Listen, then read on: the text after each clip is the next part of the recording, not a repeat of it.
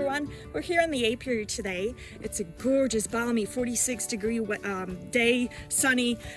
That doesn't happen often in Wisconsin in December, but here we are, and it seems like the ladies are all out. It's been a little chilly for the last week or so, so they've been stuck inside their hives, but now they're hanging out, just enjoying the sunshine, stretching their wings. So today we're going to do the treatment for mites. You can see all of them. Look at that. We've got the mouse guards on, so hopefully nothing sneaks in. And I have, you can see I have set up, I have the brood box, the extra honey, and brood space. I have the quilt box with extra ventilation, and I have like shims for extra ventilations too, so the moisture can kind of dissipate in there and keep them nice and dry through the winter. I haven't wrapped them up yet because it's just been kind of like every week we get that's one nice day and I go, okay, I'll do it next time when it's not going to be hot. So I can wrap them up for the winter, but maybe sometime later this week I'll get that done. Any case, today we're doing the mite treatment, and what I'm going to do is the oxalic acid vaporizer. It's my December treatment. Throughout the year I do treat my hives with organic treatments because I want them to survive. I want them to make it. And I have to tell you, my feed is full of people saying, oh my goodness, my hive died or my hive absconded. And it is now mid-December that is happening, because by mid-December, if you haven't been doing anything throughout the year, this is the time where the bees get overwhelmed and the mite load just becomes completely unbearable for them, and they either die off or they leave. And we don't want either of those. And there's lots of people saying, I checked them in September and they were fine, and now they're dead or they're gone. Well, if you're checking just visually for mite, and you're not seeing them and you're kind of ignoring the issue and you're neglecting that part of beekeeping, then yeah, by December you might not have any hives left.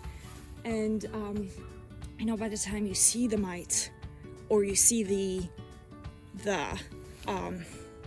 evidence that they're there, the illnesses like deformed wing virus, it's probably too late already. They're probably overwhelmed already. So you do really want to be not just visually checking, but checking, doing alcohol washes, which are the most accurate, to make sure that you're kind of keeping an eye on the mite load. So don't just leave it till December because you haven't seen them all year. By December it might be too late. So in any case, we are treating today, and I'm doing the oxalic acid vaporizer, which sounds scary, looks scary, but it's not as bad.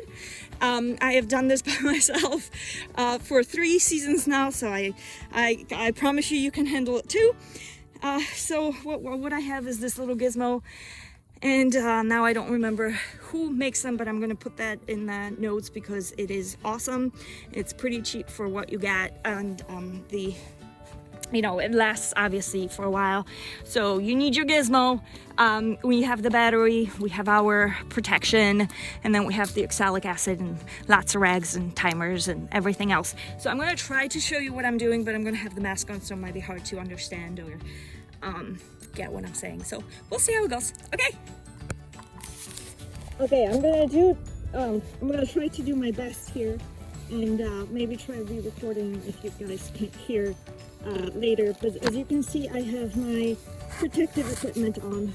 This is very important, as oxalic acid can and will hurt your lungs, so please don't do that to yourself. Get your actual respirators, not just a little mask, on. So I already did one of the hives.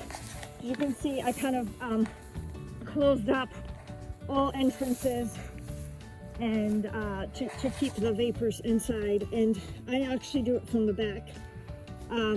We kind of built our own bottom boards to kind of be able to do that. They have an opening in the back. So this one is already done, and I'll show you how to do that in a second, but I do let the vapors kind of stay in there, closed up with the rags for another like 10 minutes after the treatment. So what I would do is put about a quarter teaspoon of the acid here, and I lost my little measuring cup, so just read the directions, whatever it says. So you put them in here, and then you stick, I put it in the back through here, and then just kind of put the rags everywhere and close up all the vents. So make sure you do that. Okay, so after you close up the vents and you get yourself set up and you have the rags happening, this one already has the rag in the front. Then you want to set your timer for whatever, like when you run the test, you should run a test to see how long it takes your battery or your power source, how long it takes for it to heat up the acid enough to vaporize it. So kind of measure your time and then set your timer for that time. I'm doing about 4 minutes it's taking for the powder to get vaporized completely. So you leave it in there for 4 minutes, and then when it's done, you turn off the battery, and you still leave the wand in the back to let the vapors all come up for another 3 or 4 minutes. So I have like 2 or 3 timers happening if I'm doing multiple hives at once. And then after that, after you pull out the wand and set up your next hive, then you wait 10 minutes on the hive you did to remove the rags, and remember to do that, and remember to open up your vent. So hopefully you can hear this. If not, I'll redo it, but that's about it. So let me see if I can kind of show you what I'm doing. I don't know, let's see. Okay, so we've got the powder inside. Okay. Kind of put it, make sure it's balanced. Take a couple rags.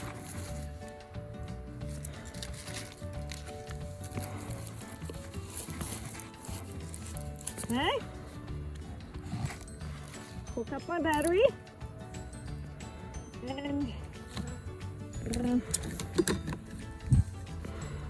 start my timer. There it goes. So now we just kind of chill for a little bit. Wait, I usually like to bring my book or whatever to kind of hang out and enjoy the nice weather and sit. This one will be ready to remove things. Actually, it's probably time. Okay, so remember to open up your vent. Okay, remove the rags, and then oh, there it is. Did you plug in? There you go. Okay. I also wanted to show you something. Okay, really quickly.